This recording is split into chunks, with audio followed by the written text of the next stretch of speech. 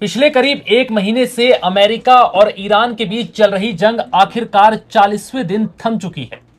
Trump ने 2 हफ्ते के सीज फायर का ऐलान किया है, यह कहते हुए कि ईरान अब समझौते के लिए तैयार है।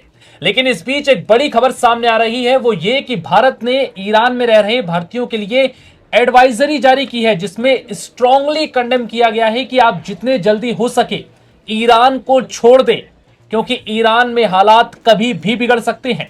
ऐसे में ये 14 दिन का जो सीज फायर है, इसका क्या मतलब है, समझौते का क्या मतलब है?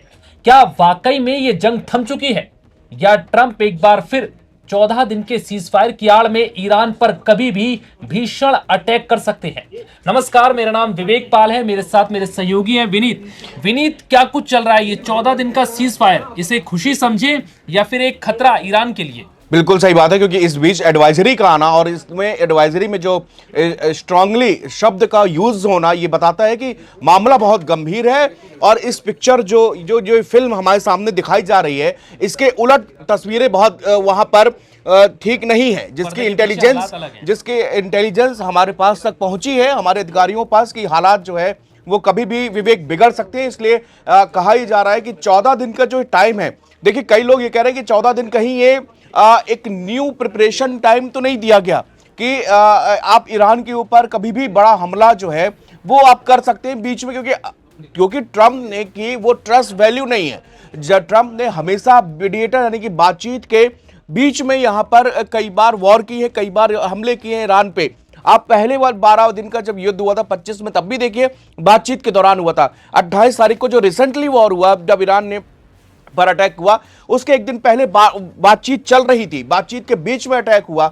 आप देखिए एक और, जब इन्होंने 12 साढ़े 12 48 घंटे का जो टाइम दिया था कि, लेकिन टाइम से 12 घंटे पहले एक शॉकिंग और अटैक किया। तो आप ये स्ट्रेटजी वॉर में और इस समय ये सब होता है, लेकिन ये अमेरिका ने अपनी विश्वसनीयता खोई है और हिंदुस्तान को डर है अपने लोगों का, क्योंकि जिस समय वॉर छिड़ गई थी तब भी एक एडवाइजरी जारी की थी सरकार ने कि जहां भी हो आप अपने घर से ना निकले, हालात जो है वो बहुत खराब हो चुके हैं। तो अब कहा जा रहा है कि भाई 14 दिन की समय है, जिस भी तरह हो, एक जो रूट जो सरकार बता रही है, इस रूट के माध्यम से आप तुरंत वो देश छोड़ दे। विवेक, बिल्कुल।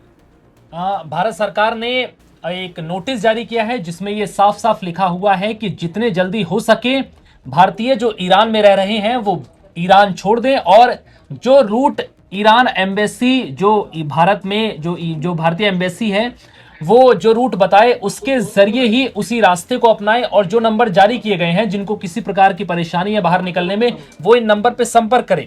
लेकिन विनीत, सबसे बड़ी बात यह है कि आज ही ये समझौता होना और आज ही भारत सरकार की तरफ से एडवाइजरी जारी करना, ये कहीं हद तक ये बता रहा है कि भारत को ऐसे इनपुट मिले हैं कि ये समझौता सिर्फ दिखावा है, पर्दे के पीछे कुछ और ही खेल चल रहा है, हालात कभी भी बिगड़ सकते हैं, समझौता सिर्फ एक भ्रम है।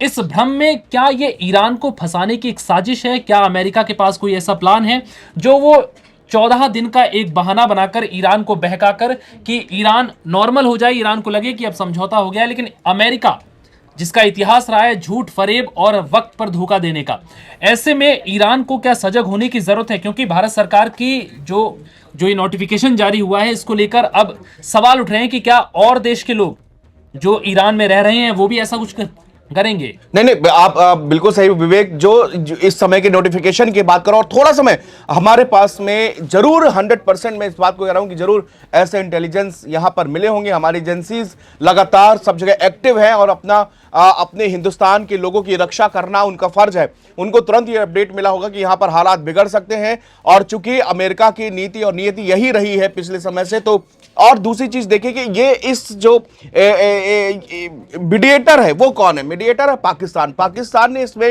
अहम रोल निभाया है, मध्यस्थता की है। लेकिन आप देखिए कि जो उनका एक वायरल मैसेज है जो शहबाज शरीफ का, जिसमें वो कॉपी पेस्ट जैसा कि उनको किसी ने दिया है और वैसा ही उन्होंने हूबहू सोशल मीडिया साइट पर पोस्ट किया है। यह भी एक बहुत बड़ी बात है कि क्या अमेरिका ने एक चाल चली और पाकिस्तान को एक मोहरा बनाया, और क्यों इसमें कोई ऐसी चाइना, रशिया, हिंदुस्तान या गल्फ के देश टर्की, मिस्र और ये सब कह रहे हैं इन्वॉल्व है, और बाकी देश इसमें क्यों नहीं शामिल हुए, और कि 1 घंटे के अंदर पाकिस्तान ये अनाउंस कर देता है कि जो इनके बीच में सीज फायर हुआ, तो कहीं ना कहीं जो ये मीडिएटर है इसके ऊपर भी बहुत बड़ा शक है, क्योंकि जिस हिसाब से ये एकदम प्रोसेस हुई है और अचानक से अनाउंसमेंट कर दिया गया है, तो ये थोड़ा सा बात पच नहीं रही है इसकी। कल भी कई सवाल उठ रहे थे कि भाई अमेरिका ने जो चेतावनी जारी की थी, कि जो डेडलाइन दी थी, उस डेडलाइन से ठीक 12 घंटे पहले अमेरिका का हमला कर देना कई सवाल खड़े कर रहा था कि आखिर अमेरिका को इतनी जल्दी किस बात की थी। जब डेडलाइन में 12-13 घंटे का वक्त था तो अमेरिका ने इससे पहले हमला क्यों किया?